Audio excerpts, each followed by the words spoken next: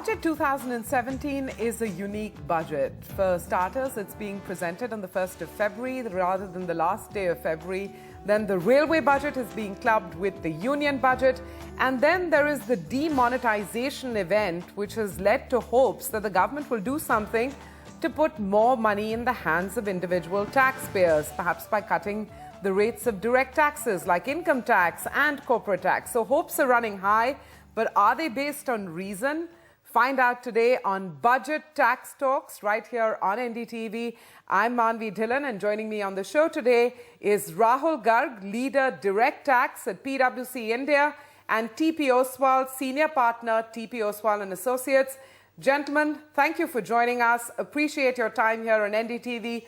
Let's set the ball rolling. And my first question to you, Mr. Garg, is quite simply, should we be expecting cuts in the rate of direct tax, whether it's income or corporate?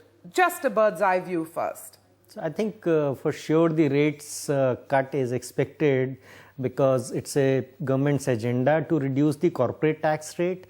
And as you mentioned, insofar as individual tax rates are concerned, the government would do something to put more money in the hands of the people to spend, and therefore the rate cuts is very likely. It may not be increasing the threshold for the income exempt from tax, but rate cut on both the corporates and individuals are likely. Mr. Oswal, same question to you.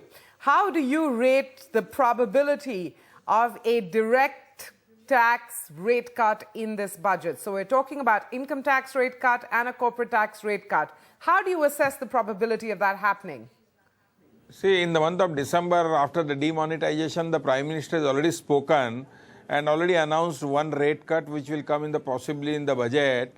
If your turnover is less than 2 crore and you are all doing transactions digitally, then your profit presumed to be taxable will be 6% of the total turnover. So 2 crore, 6% of 2 crore, which used to be earlier 8%, and therefore 12 lakhs of rupees your profit, 30% tax, and on that 30%, 3,60,000 you pay tax, and you are virtually clean as far as up to 2 crore rupees turnover is concerned, which hitherto used to be 4,80,000, and therefore it is a substantial relief for an unorganized sector and using technology. The whole thrust is use technology and pay lesser tax should be the thrust of the government. And therefore, possibly the government will link everything with the technology use. As far as corporate rate of tax is concerned, it has been an outstanding promise of the finance minister that I will be reducing the corporate rate of tax from 30% to 25%. But what he has done was, last year was a startup having a 25% tax was an eyewash. And I'm quite sure that at least he will not now like to carry such an impression, and he will genuinely bring down the corporate rate of tax because he has now 2 budgets to present. Possibly third in case if they change the financial year. So therefore, corporate rate of tax has to come down by 2%, at least 2% basic point, or maybe 3%. And the individual rate of tax, Rahul was absolutely correct in saying that you need to give money in the hands of the people, taxpayers, and so that they can spend money. So consumption has to improve in the country. If you want to propel the economy, bring back the economy on the rail, which has been derailed because of the demonetization, I think the reduction in the rate of tax and incentivizing is very essential.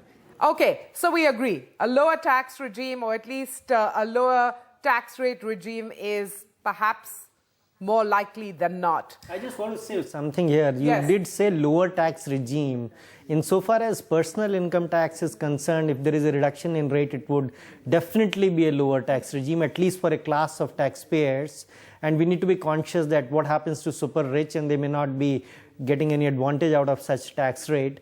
The other aspect is that insofar as corporate head rate tax is concerned, a reduction in head rate tax per se may not be significantly impacting the corporate tax rate because the effective tax rate is significantly influenced by minimum alternate tax.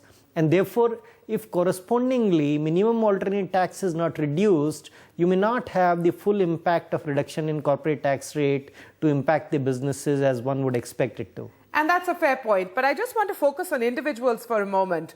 And I have to admit that, this time around, the information flow from Finance Ministry is very, very sort of guarded and thin. But, there is speculation as always ahead of a budget. So how do you put more money in the hands of, individuals?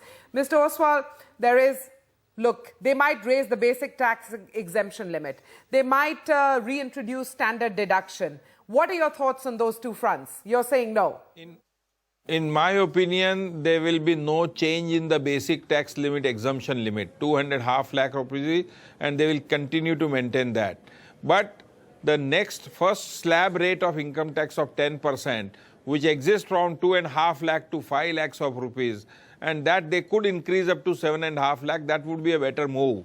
In my opinion, it will be a bad move to increase the basic exemption limit. You are getting out of the tax net a lot of taxpayers. As such, this is the country with the least taxpayer in such a huge populous country, and we want to increase the basic tax exemption rate. It means reducing further taxpayers. I don't think that is a good idea. The second question which you had was, what was the second question? Well, I was asking, what about the reintroduction of standard deduction, the viability of that? Yeah. Standard deduction, I don't think possibly some of the allowances and incentives which are given to the employee sector, which is through the rules, and that does not require an amendment under the Income Tax Act finance bill in the budget. And the government should be conscious of the fact that the expenditure, inflation has gone up, medical 15,000, nothing happens. And then those expenses could also be increased, or travel allowances, education expenses, those all normal routine things. Without any demand, people demanding this increase, government should do it. But one change which I am expecting possibly to boost the housing sector, the small investors who are taking loans and repaying the payment, 2 lakh of rupees is a deduction permitted. Possibly it should go up from 2 lakh to 2 lakh 50,000. Okay, I wanted to ask you, Mr. Garg. I mean, if we're talking about putting more money in the hands of individuals, how do we do the math? So let's just get down to it in terms of practical steps that the budget can initiate to put more money in the hands. To your mind, again, based on your interactions and understanding, what are some of those likely ways? In a sense, I'm repeating the same question I asked to Mr. Oswal to you. So I think it's two things here. One is putting more money in the hands of the people is one actually making the money available to people to spend, and the other is to create a sentiment that people have the money to invest. And I think the attempt here would be to achieve both. And you can achieve only so much through the income tax when you have the tax rates in the lower slabs, which are just 10% or so. So there may be a rate cut, and a rate cut of 10% even to 5% would give only so much, few thousand rupees to the taxpayers, right? Okay. So that doesn't suddenly increase the consumption pot available so much that you could bank on that, but it does give an indication that there is a money being left to people, and therefore the behavior on consumption changes. Similarly, as you mentioned, whether the standard deduction, and particularly there was a news item that the small allowances which are linked to the salaried people, those might be consolidated or go away, and instead a standard deduction at a reasonable amount could be given to the salaried people. And if that happens, that could also leave some more money in the hands of the taxpayer. So to my mind, it would be a work both on the sentiments as well as on leaving the money in the hands of the taxpayer. But sometimes, sentiment has a larger amplification, and depending on what your objectives are, you could choose the high amplification factors. Again, I know I'm spending a fair bit of time talking about individuals, but I just want to flesh out that idea, Mr. Oswal, of really following through on less cash, more digital, and some out-of-the-box ideas that could come through in this budget to take, phase 2 of demonetization forward. Phase 2 of the demonetization, if they want to really concentrate on that, possibly everybody's monies have come into the banking system, and therefore interest on the bank, as such, interests have gone down, interest rates have gone down from say 7% to now 5%. So the monies at the disposal of the people will be less. So why tax that money? So therefore, give some concession. Increase the TDS limit to 20,000 to 50,000 rupees or something like that. Or don't tax, give an exemption under Section 80L up to a particular higher amount. That will be a better service to the nation than doing anything else, because now what will happen? Today you will have huge number of increase in the taxpayers today in the country, because of everybody's money has come into the banking system, and therefore something related to that they will have to do that. Second thing is, they will have to work out some scheme whereby people, the cult of the investment structure, investment, instead of banking money lying in the banking account, let the public invest in their monies into the equity or some other schemes of the REITs, etc. So that should be incentivized so that the monies are blocked in the long-term investment, and therefore that will be a healthy trend in the country. You know, I should have asked this question to you right at the beginning, but Mr. Garg, here I am talking about what if this happens, could this happen? But very simply, what do you think is likely to happen at an individual taxation level? One, which, you know, spurs sentiment, boosts sentiment. The other, which really takes through this whole demonetization phase 2, as I had asked Mr. Oswal. So it's very simple that the individual taxpayer is impacted both by the levy of the tax on him, and if you categorize the individual taxpayer in two clusters, one that need more support than the other. And the people who need more support, for them, the cash in hand is important. And as we discussed, that there could be standard deduction, there could be more money left because of the tax slabs being taxed at a different rate. And similarly, in relation to the people at the higher level, I expect that the hard decisions could be there, and the super rich surcharge, etc., may continue even though it was for a year.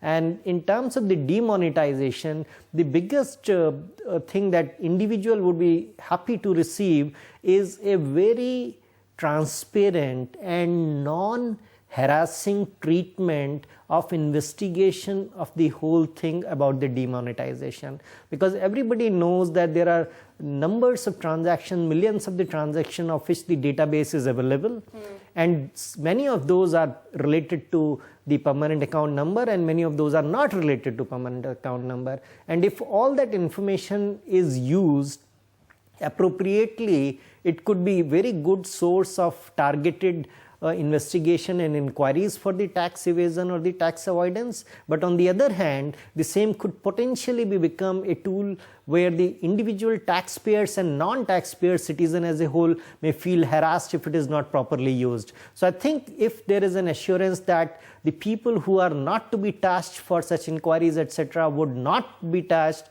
despite this information being available, and there is a money left with them with lower rate of taxes, that would be a good recipe.